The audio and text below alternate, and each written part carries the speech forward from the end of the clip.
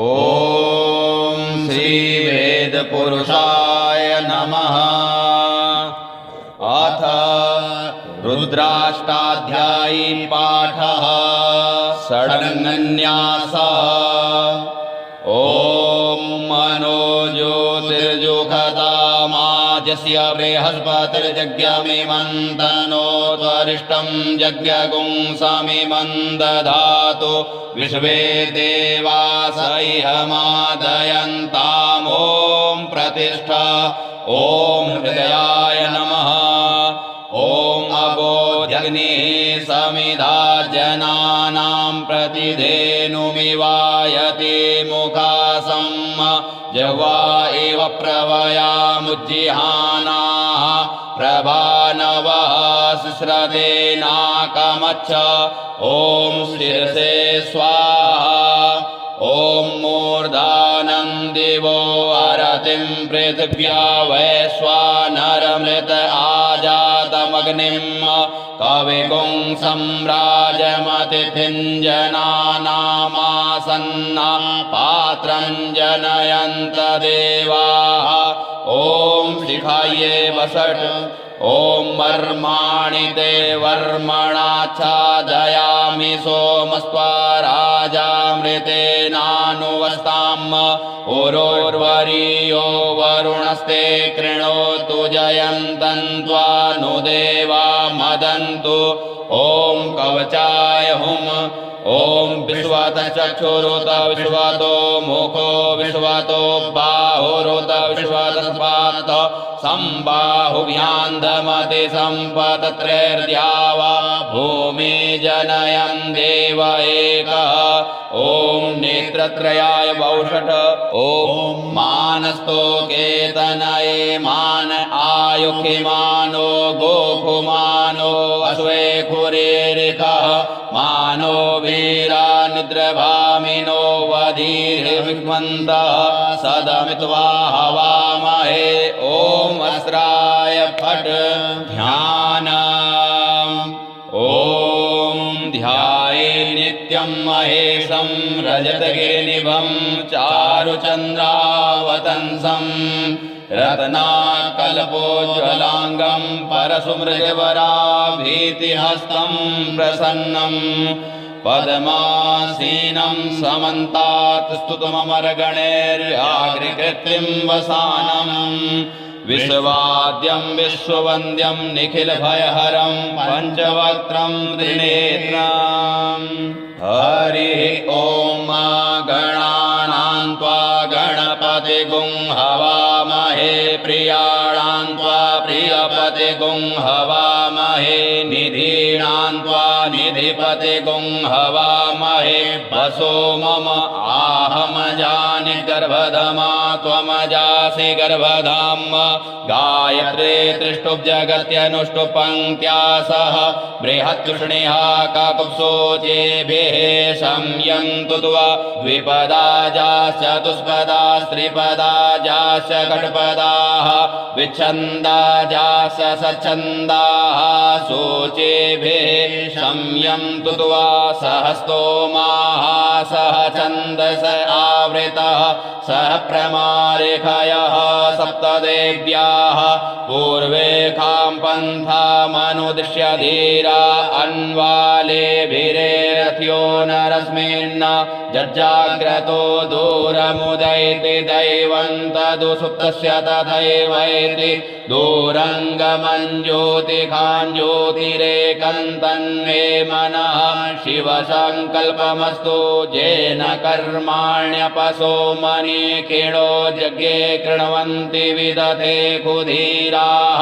यदपूर्वं यक्षमन्तः प्रजानां तन्मे मनः शिवसङ्कल्पमस्तु यत्प्रज्ञानमुत चेतो धृतिश्च ज्योतिरन्तरमृतं प्रजासु यस्मान्नरिते किञ्चन कर्म क्रियते तन्मे मनः शिवसङ्कल्पमस्तु येनेदं भूतं भुवनं भविष्यत् परिगृहीतममृतेन सर्वं येन यज्ञस्थायते सप्तहोता तन्मे मनः शिवसङ्कल्पमस्तु यस्मिन् यस्मिन् ऋचः सामजजो गुंखिजस्मिन् प्रतिष्ठिता रथना भाविवाराः यस्मिन् चित्तगुं सर्वमूतं प्रजानां तन्मे मनः शिवसङ्कल्पमस्तु सुखारथिरस्वानिव जन्मनुख्याने नीयते भेषु भ्रवादिन इव हृत्प्रतिष्ठं यदजिरञ्जविष्ठं तन्मे मनः शिवसङ्कल्पमस्तु हरिः ॐ सहस्रशिरेखा पुरुषः सहस्राक्ष्यः सहस्रपात् स भूमिगुं सर्वतस्मृत्वात्यतिष्ठद्दशाङ्गुलं पुरुष एवेदगुं सर्वं यद्भूतं यच्च भाव्यम् उतामृतवशेषानो जदन्येनातिरोहति एतावानस्य महिमातो जायास्य पुरुषः पादोस्य विश्वाभूतानि त्रिपादस्यामृतं दिवि त्रिपादूर्ध्व उदयत्पुरुषः पादोषे अभवत् पुनः ततो भिक्वं व्यग्रामशासनानशने अभि ततो विराड जायत विराजो अधिपुरुषः स जातो अत्यरिच्यत पश्चात् भूमिमथो पुरः तस्माद्यज्ञा सर्वहुतः संभृतं प्रकदाज्यं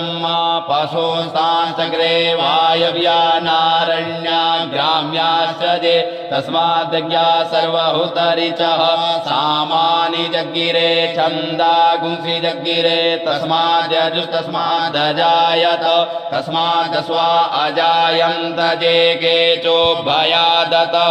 गावो हजग्गिरे तस्माज्जाता अजावयः तं यज्ञं वरेः के प्रोक्षन् पुरुषं जातमग्रतः तेन देवा अयजन्त साध्यारिखयश्चदे यत्पुरुषं व्यदधुः कतिधाव्यकल्पयन् मुखं किमस्यासीत् किं बाहो किमूरो पादा उच्येते ब्राह्मणोऽस्य मुखमासीत् बाहु राजन्यः कृतः ऊरो तदस्य यद्वैश्यः पद्भ्यां शूद्रो अजायत चन्द्रमा मनसो जातचक्षुः सूर्यो अजायत श्रोत्राद्वायुश्च प्राणश्च मुखादग्निरजायत नाभ्या आसीदन्तरिक्षगुंशीष्णोर्द्यौः समवर्तत पद्भ्यां भूमृदि सह श्रोत्रान् तथा लोकान् अकल्पयन् यत्पुरुषेण हविखा देवा यज्ञमतन्वत वसन्तो स्यासीदाज्यं ग्रीष्मैध्मः शरद्धवेः सप्तास्यासन् परिधयश्रेः सप्त समिधः कृताः देवा यज्ञन्तन्वानान् अबध्नन् पुरुषं पशुं यज्ञेन यज्ञमयजन्त देवास्तानि धर्माणि प्रथमान्यासन्न ते हनाकं महिमानः सचन्त यत्र पूर्वे साध्याः सन्ति देवाः अद्भ्यः संभृतः पृथिव्यैरसाश्च विश्वकर्मणः समवर्तताग्रे तस्य त्वष्टा विदधद्रूपमेति तन्मर्त्यस्य देवत्वमाजानमग्रे वेदाहमेतं पुरुषं महान्तमादित्यवर्णन्तमसः परस्तात् तमेव विदित्वादिमृत्युमेति नान्यः पन्था विद्यते यनाय प्रजापतिश्चरति गर्भे अन्तर्जायमानो बहुधा विजायते तस्य योनिं परिपश्यन्ति धीरा तस्मिन् हतस्तुर्भुवनानि विश्वा यो देवेभ्य आतपति जो देवानां पुरोहितः पूर्वो जो देवेभ्यो जातो नमो रुचाय ब्रह्मये रुचं ब्राह्मं जनयन्तो देवा अग्रे तद्ब्रुवन्न ज्वस्वेवं ब्राह्मणो विद्या तस्य देवा असन्वसे श्रीशते लक्ष्मी च पत्न्यां बहो रात्रे पार्श्वे नक्षत्राणि रूपमश्विनो व्यात्तम् इष्णन्निखाणा मुम्मयिखाणा सर्वलोकं मयिखाणा हरि ॐ आशुशिशानो बृहभो न भीमो घना घनः क्षोभण शरिखणीनां संक्रन्दनो निमिष एकवीरः शतगुंसेना अजयसाकमिन्द्रः संक्रन्दनेन निमिषेण जिष्णुना जुत्कारेण दुष्यवनेन धृष्णुना तदिन्द्रेण जयत तथाद्वं युधो नरैकुहस्तेन विष्णा सैकुहस्तैः सनिकङ्गे बिर्वसे सकुं सृष्टा सयुध इन्द्रो गणेन सकुं सृष्टति सोमपाबाहु सर्जुग्रधन्वा प्रतिहिताभिरस्ता बृहस्पते परिदीयारथेन रक्षोहामित्रान् अपबाधमानः प्रभञ्जसेनाः प्रमिळो युधा जयन्नस्माकमेद्यवितारतानां बलविज्ञाय सविरः प्रवीरः सहस्वान्वाजी सहमान उग्रः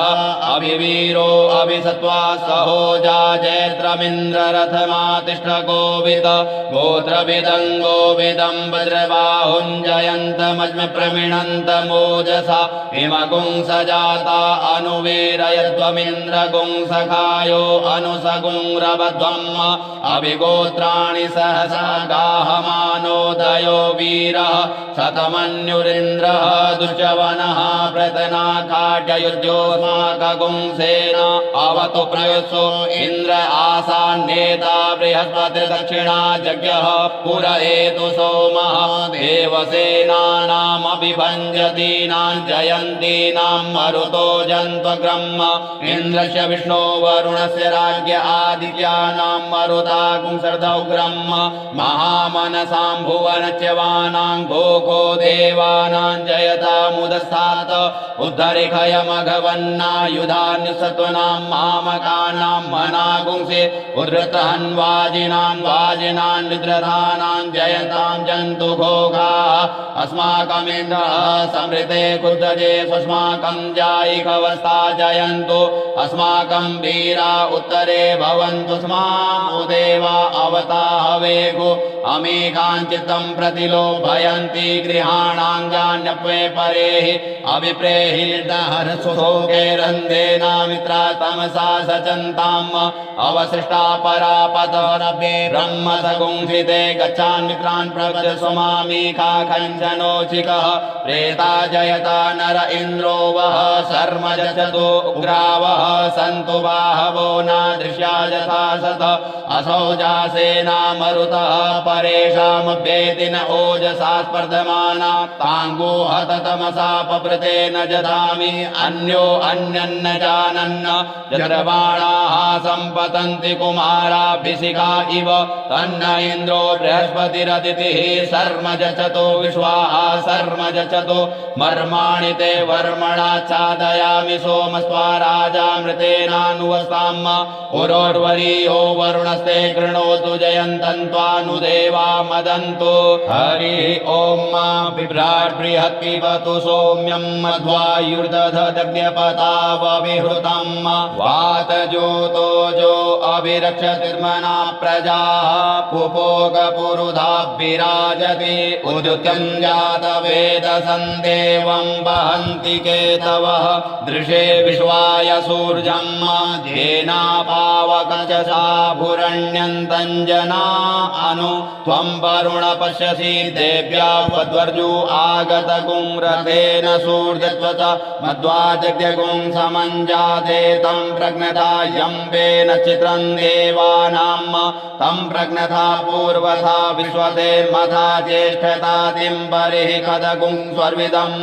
प्रतीचीनं व्रजनन्दो हसे धुनिमा सुञ्जयन्तमनुया सुवर्धसे अयं मे नश्चोदयत् कृष्णिगर्भात् ज्योतिर्जरायुरजसो विमाने इममपागुं सङ्गमे सूर्यशशिशुन्न विप्रामतिभिरिहन्ति चित्रं देवानामुदगादनीकं चक्षुर्मित्रस्य वरुणस्याग्रेः आप्राद्या वा पृथिवी अन्तरिक्षगुं सूर्य आत्मा जगतस्तस्तु कश्च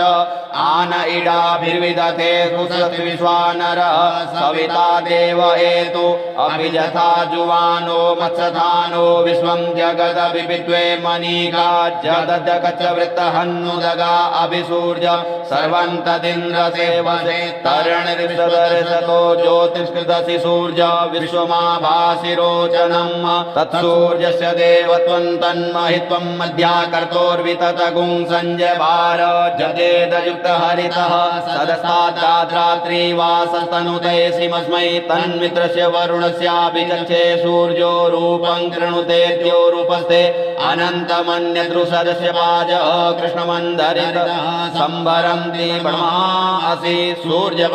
सूर्यबलादित्यमासि मस्ते सतो महिमापनसते धादेव महासि वट्सूर्यस्रवस महासि सत्रादेव महासि मन्हादेवानाम सूर्यः पुरोहितो विभुज्योतिरदाभ्यम् श्रायन्त इव सूर्यं विश्वेदिन्द्रस्य भक्षत वशो निजाते जनमान ओजसा प्रतिभागन्नदीधिम् अर्या देवा उदिता सूर्यस्य निरगुंहसः पिप्रीता निरवद्यात् तन्नो मित्रो वरुणो मामहन्तामदितिः सिन्धुः पृथिवी उत द्यौः आकृष्णेन रजसा वर्तमानो निवेशयन्नमृतन्मृतं च हिरण्येन सवितारतेना देवो जाति भुवनानि पश्यन् हरिः ओं नमस्ते रुद्रमन्यवौतोतैखवे नमः बाहुभ्यामुतते नमः जाते रुद्रशिवा तनूरघोरा पापकाशिनी तया नस्तन्वासन्तमया गिरिसन्ताभिचाकसीः जामिखुङ्गिरिसन्तहस्ते विवर्षस्तवे शिवाङ्गिरित्रताङ्कुरुमाहि गुंसीः पुरुखं जगत शिवेन वचसा त्वा गिरिसाक्षा वदामसि यथा नः सर्वमिज्जगदयक्ष्मगुं सुमना असत अद्य वोचदधिवक्ता प्रथमो देव्योऽभिकक अहिंस सर्वाण्यं भयः सर्वाच जातु धान्यो धराचिः पराशुव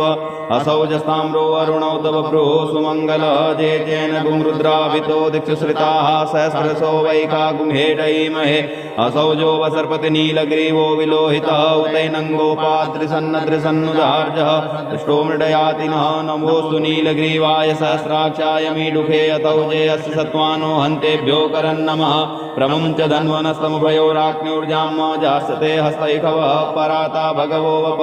विजयं धनुः कपर्दिनो विशल्यो बाणमा उत अने सन्न्यस्य जायिकवा पुरुषनिखङ्गति जाते त्रिमी दुष्टमस्ते बभूवते धनुः तयास्मानुस्वतस्तुमक्ष्म्या परिभुज परिते धन्वनो हेतिरस्मान् ऋणुक्तु विश्वतः अथौ जय कुदिस्वारे अस्मन्निधेतम् अवतत धनुष्टगुं सहस्राक्षसते कुले निशीर्षल्यानां मुखा शिवो नः सुमना भव नमस्तायुधाय नातताय विष्णवे उभाभ्यामुतते नमो बाहुभ्यां तव धन्वने मानो महान्तमुतमानो अर्भकं मानोक्षन्तमुतमानोक्षितं मानो बधिः पितरं मोतमातरं मानः प्रियास्तन्नो रुद्ररेरिकः मानस्तोके तनये मान आयुषिमानो गोकुमानो अश्वे खुरीरिकः मानो वीरानुद्रभामिनो बधिरभिखमन्तः सदमित्वा हवामहे नमो हिरण्यवाहवे सेनान्ये दिशाञ्चपतये नमो नमो वृक्षेभ्यो हरिकेशेभ्यः पशूनां पतये नमो नमः सस्मिञ्जराय तुकीमते पथीनां पतये नमो नमो हरिकेशायोपवीतिने पुष्टानां पतये नमो नमो बबलुसाय व्याधिने नानां पतये नमो नमो भवश्येते जगतां पतये नमो नमो रुद्राय ततायिने क्षेत्राणां पतये नमो नमः सूताय हन्ते वनानां पतये नमो नमो रोहिताय स्तवते वृक्षाणां पतये नमो नमो भुवन्तये वारिष्कृताय औषधीनां पतये नमो नमो मन्त्रणे वाणिजाय कक्ष्याणां पतये नमो नमः उच्चैर्घोषाय क्रन्दयते पत्नीनां पतये नमो नमः कृष्णाय तया धावते सत्वनां पतये नमो नमः सहमानाय निव्याधिन आभ्याधिनीनां पतये नमो नमो निखङ्गिने ककुभायस्तेनानां पतये नमो नमो निचेरवे परिचरायारण्यानां पतये नमो नमो वञ्चते परिवञ्चते स्थायूनां पतये नमो नमो निखङ्गिण इमुदिमते तस्कराणां पतये नमो नमः श्रिकायभ्यो जिगागुंसद्भ्यो मुश्रितां पतये नमो नमो श्रीमद्भ्यो नक्तञ्चरद्भ्यो विकृन्तानां पतये नमः नम उष्णीकिरे गिरिचराय कुलुञ्चानां पतये नमो नमः इकुमद्भ्यो धन्वायिभ्यश्च वो नमो नमः आतन्वानेभ्यः प्रतिदधानेभ्यश्च वो नमो नमः आयच्छद्भ्यो सद्भ्यश्च वो नमो नमो विसृजद्भ्यो विद्यद्भ्यश्च वो नमो नमः स्वपद्भ्यो जाग्रद्भ्यश्च वो नमो नमः शयानेभ्य आसीनेभ्यश्च वो नमो नमस्तिष्ठद्भ्यो धावद्भ्यश्च वो नमो नमः सभाभ्यः सभापतिभ्यश्च वो नमो नमो स्वेभ्यो स्वपतिभ्यश्च वो नमो नमः आभ्यादिनीभ्यो विविधन्तिभ्यश्च वो नमो नमः उगणाभ्यश्रीगुंहतिभ्यश्च वो नमो नमो गणेभ्यो गणपतिभ्यश्च वो नमो नमो व्रातेभ्यो व्रातपतिभ्यश्च वो नमो नमो गृत्सेभ्यो गृत्सपतिभ्यश्च वो नमो नमो विरूपेभ्यो विश्वरूपेभ्यश्च वो नमो नमः सेनाभ्यः सेनानिभ्यश्च वो नमो नमो रतिभ्यो रतेभ्यश्च वो नमो नमः क्षत्रिभ्यः संग्रहीतृभ्यश्च वो नमो नमो मध्यो अर्भकेभ्यश्च वो नमो नमः नमस्तक्षभ्यो रथकारेभ्यश्च वो नमो नमः कुलालेभ्यः कर्मारेभ्यश्च वो नमो नमो निखादेभ्यः पुञ्जिष्टेभ्यश्च वो नमो नमः स्वविभ्यो मृगयुभ्यश्च वो नमो नमः स्वभ्यः स्वपतिभ्यश्च वो नमो नमो भवाय च रुद्राय च नमः सर्वाय च पशुपतये च नमो नीलग्रीवाय च श्रीकण्ठाय च नमः कपर्दिने च हृद्यकेशाय च नमः सहस्राख्याय च शतधन्वने च नमो गिरिशयाय च शिपिविष्टाय च नमो मीडुष्टमाय च कुमते च नमो हृस्वाय च वामनाय च नमो बृहते च वर्गीयसे च नमो वृद्धाय च सवृदे च नमो ज्ञाय च प्रथमाय च नमः आसवे चाजिराय च नमः शीघ्राय च शिभ्याय च नमः ऊर्म्याय च वसुन्याय च नमो नादेयाय च दीप्याय च नमो ज्येष्ठाय च कनिष्ठाय च नमः पूर्वजाय च परजाय च नमो मध्यमाय च पगल्व्याय च नमो जगन्याय च बुधन्याय च नमः सोभ्याय च प्रतिसर्जाय च नमो याम्याय च क्षेम्याय च नमः लोक्याय च वसान्याय च नमः ऊर्वर्जाय च खल्याय च नमो वन्याय च कक्षाय च नमः श्रवाय च प्रतिसर्वाय च नमः आसुखेणाय च सुरथाय च नमः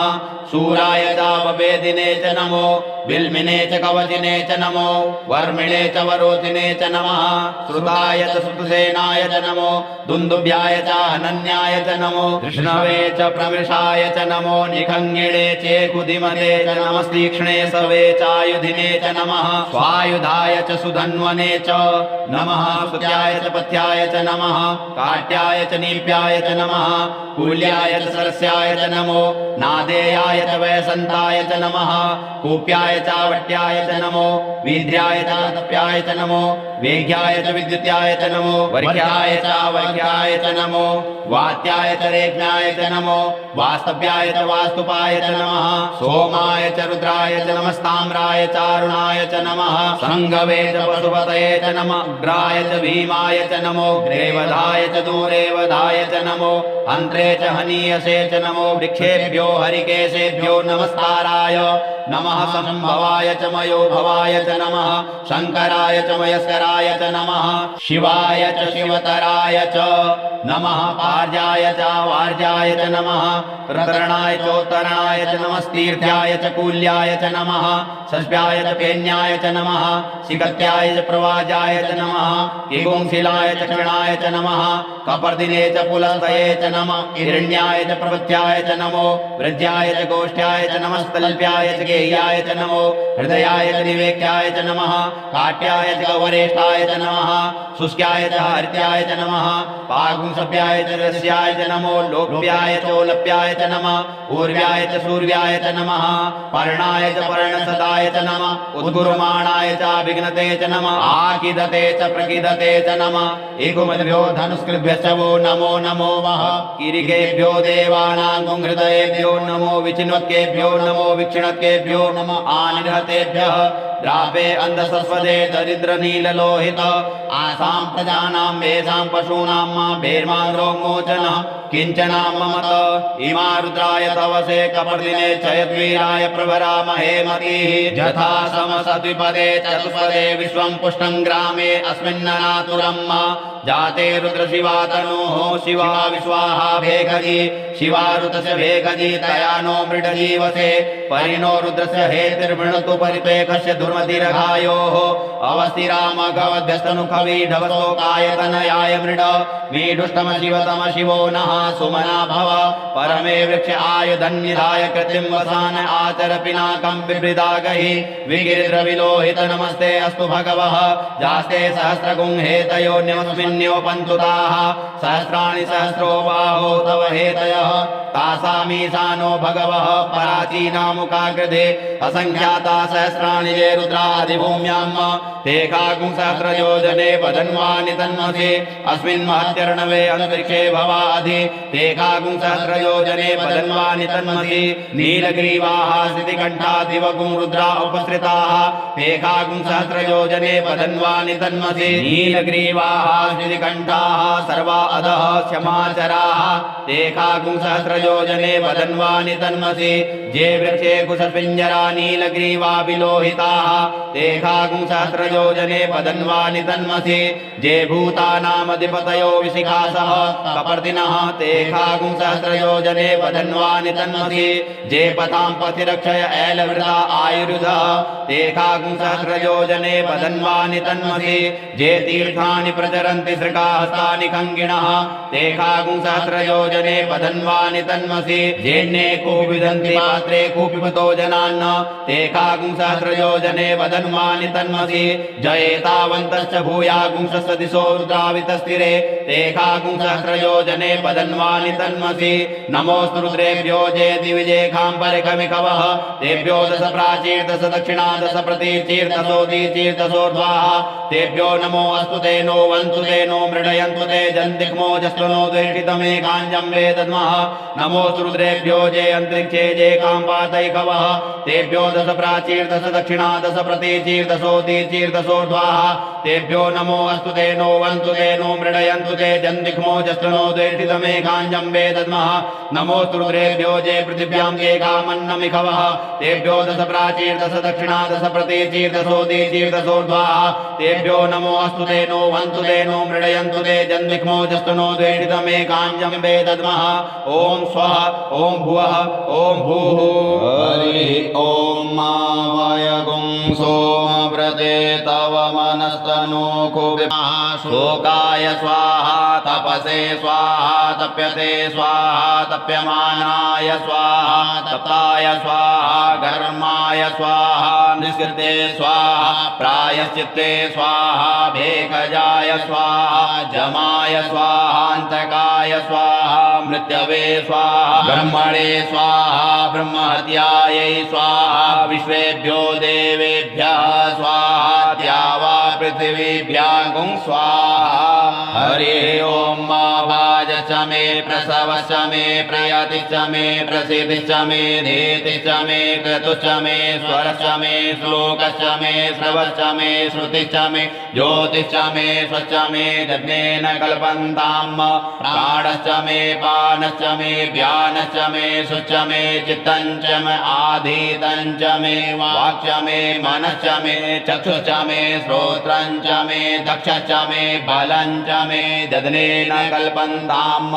ओजश्च मे सहश्च मे आत्मा च मे तनुश्च मे शर्म च मे वर्म च मेऽङ्गानि च मे स्थीनि च मे परोगुंखि च मे शरीराणि च मे आयुश्च मे जरा च मे ददनेन कल्पन्ताम् ज्येष्ठञ्च मे आधिपत्यञ्च मे मन्युश्च मे भामश्च मे मश्च मे भश्च मे जेमा च मे महिमा च मे वरिमा च मे प्रतिमा च मे वरकिमा च मे द्राघिमा च मे व्रतुदश्च मे जातञ्च मे जनिख्यमाणञ्च मे सूक्तञ्च मे सुकृतञ्च मे जदनेन कल्पन्ताम् ऋतञ्च मे मृतञ्च मे यक्ष्मञ्च मे नामयश्च मे जीवातुश्च मे दीर्घायुत्वञ्च मे नमित्रञ्च मे भयञ्च मे सुखञ्च मे शयनञ्च मे सुखा च मे सुदिनञ्च मे जदनेन कल्पन्ताम् जन्ता च मे धर्ता च मे क्षेम च मे धृति च मे विश्वं च मे महः च मे समिति च मे ज्ञातं च मे सूच मे प्रसूच मे शीरं च मे लयश्च मे जदनेन कल्पन्ताम् शं च मे मयश्च मे प्रियं च मे नुकामश्च मे कामश्च मे सोमनसश्च मे भगश्च मे द्रविणं च मे भद्रं च मे श्रेयश्च मे वसीयश्च मे यशश्च मे जदनेन कल्पन्ताम् ऊर्ग च मे सोनृता च मे पयश्च मे रसश्च मे घृतं च मे मधुश्च मे शक्तिश्च मे सपेतिश्च मे कृषिश्च मे वृष्टिश्च मे जैत्रं च मे औद्भिद्यं च मे जदनेन कल्पन्ताम्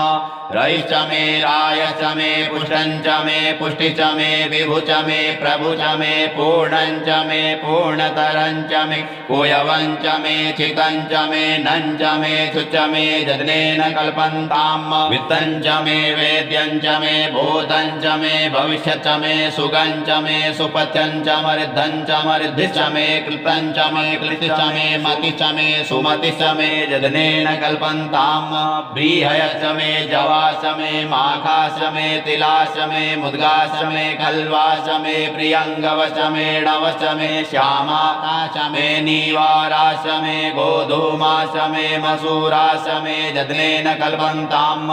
अस्माच मे मृत्तिका च मे गिरयश्च मे पर्वताश्च मे सिकताश्च मे वनस्पतयश्च मे हिरण्यं च मे यश्च मे श्यामं च मे लोहं च मे शीशं च मे त्रपु च मे जदनेन कल्पन्ताम् अग्निश्च मे आपश्च मे वीरुधश्च मोगधयश्च मे कृष्णपश्चाश्च मे कृष्णपश्चाश्च मे ग्राम्याश्च मे पशव आरण्याश्च मे वित्तं च मे विद्धिश्च मे भूतं च मे भूतिश्च मे जदनेन कल्पन्ताम्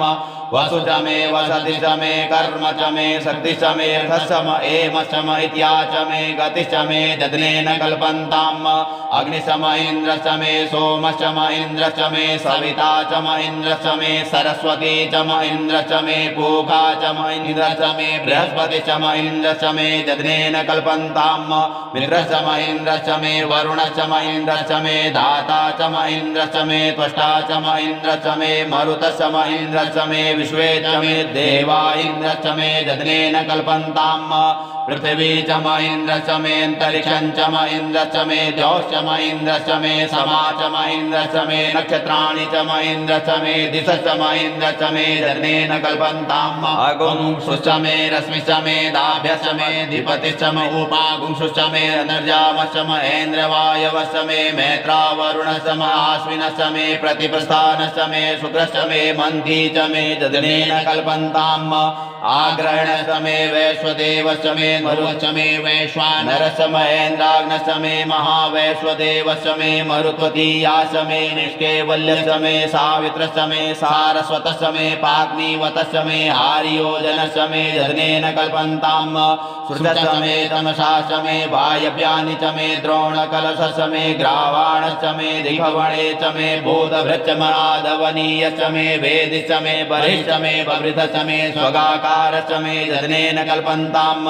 अग्निश्च मे घर्मश्च मे गच्छ मे सूर्यश्च मे प्राणश्च मे स्वमेधश्च मे पृथिवी च मे दितिश्च मे दितिश्च मे द्यौश्च मे गुलयः सखरयो दिशश्च मे जदनेन कल्पन्ताम् वृतं च मरितवश्च मे तपश्च मे संवत्सरश्च मे होरात्रे ऊर्वशीपे बृहद्रथन्तरे च मे जदनेन कल्पन्ताम्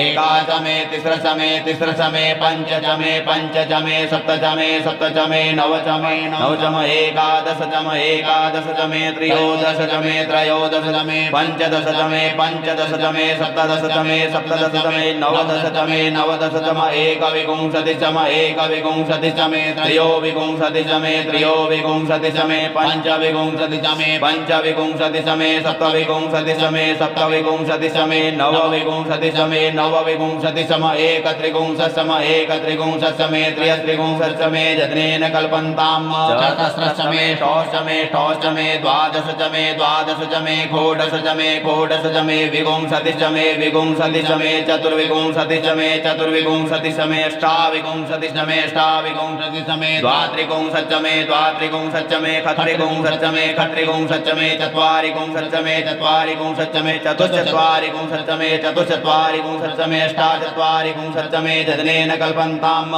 त्र्यविश्च मे त्र्यविश्च मे द्वितीयाश्च मे द्वितीयोश्च मे पञ्चाविश्च मे पञ्चाविश्च मे त्रिवत्साश्च मे त्रिवत्साश्च मे तुर्जवाश्च मे तुर्जोश्च मे जदनेन कल्पन्ताम् पष्टवाश्च मे पष्टोश्च मुख्याश्च मे वशाश्च मरिखवश्च मे बेहश्च मे नड्वाश्च मे धेनुश्च मे जदनेन कल्पन्ताम्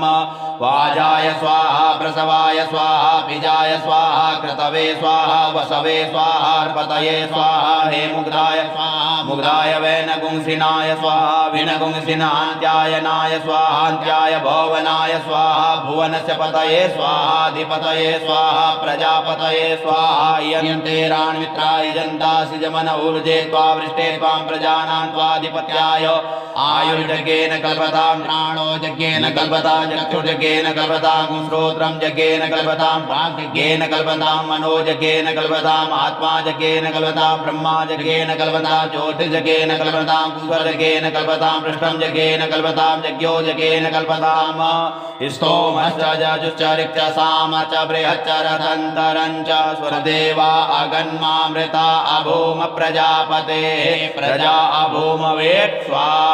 हरि ओम मारिचं वाचं प्रपदे मनोजजो प्रपदे साम प्राणं प्रपदे चक्षुः श्रोत्रं प्रपदे वागोजः सौजो मयि प्राणापानौ जन्मे छिद्रं चक्षुषो हृदयस्य मनसो वाति तृणं बृहस्पतिर्मे तद्दधातु सन्नो भवतु भुवनस्य जस्पतिः भूर्भुवः स्वः सवितुर्वरेण्यं भर्गो देवस्य धीमहि धियो यो नः प्रचोदयात् कया नक्षत्रया भुवदो सदा वृतः सकाकया सचिष्टया वृता कस्वा सत्यो मदानामगुंहिष्ठो मत्सदन्धसः दृढाचिदारुजे वसो अवेपुणः सखीनामविता चरित्रिणां सतं भवास्योतिभिः कया त्वन्न ऊत्याभिकृनन्दसे वृखन्न कया स्तोत्रिभ्य आभर इन्द्रो विश्वस्य राजति सन्नो अस्तु द्विपदे सञ्चतुष्पदे सन्नो मित्रः संवरुणः सन्नो भवत्वर्जमा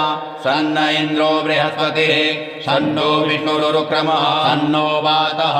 पवतागुं सन्नस्तपतु सूर्यः सन्नः कनिकृतदेवः पर्जन्यो अभिवर्गतु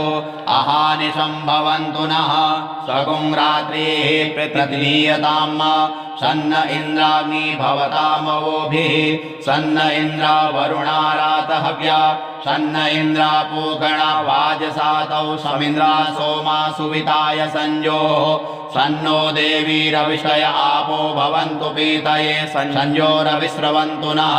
स्योना पृथिवीनो भवानिक्षरा निवेशनी जच्छानः सर्वसम्रथाः आपो हिष्टामयो भुवस्थान ऊर्जे दधातनः महेरणाय चक्षसे जो वः शिवतमो रसस्य भाजयते हनः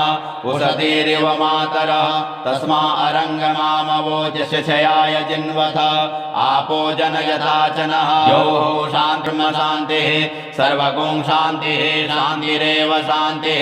सामा शान्तिरेधि धृते द्रगुहमा मित्रस्य मा चक्षुषा सर्वाणि भूतानि समीक्षन्ताम् मित्रस्याहं चक्षुषा सर्वाणि भूतानि समीक्षे मित्रस्य चक्षुषा समीक्षामहे धृते द्रगुहमा जोक्ते सन्दृशिजीव्या संयोक्ते सन्दृशिजीव्यासम् नमस्ते हरसे सोजिके नमस्ते अस्पर्शिके अन्यास्ते अस्मत्तपन्तु हेतयः पावको अस्मभ्यगुं शिवो भव नमस्ते अस्तु विद्युते नमस्ते स्तनयित्नवे नमस्ते भगवन्नस्तु यतः स्वः समीहसे यतो यतः समीहसे ततो नो अभयं कुरु सन्नः कुरु प्रजाभ्यो भयन्नः पशुभ्यः सुमित्रियान आपोकदयः सन्तु दुर्मित्यास्तस्मै सन्तु जोस्मान् द्वेष्टियं च वयं दुष्मः तच्चक्षुदेव हितं पुरस्तात् शुक्रमुच्चरत पश्येम शरदः शतं जीवेम शरदः शतगुं शृणुयाम शरदः शतं बभ्रवाम शरदः शतमदीनाः श्याम शरदः शतं भूयश्च शरदः शतात्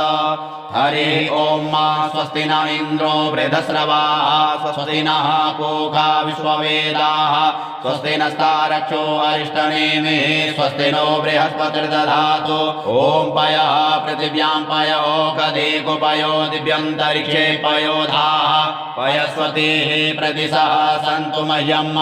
ॐ विष्णोरराटमसि विष्णोः स्नप्तेस्तो विष्णोः शूरसि विष्णो ध्रुवोऽसि वैष्णवमसि विष्णवे त्वा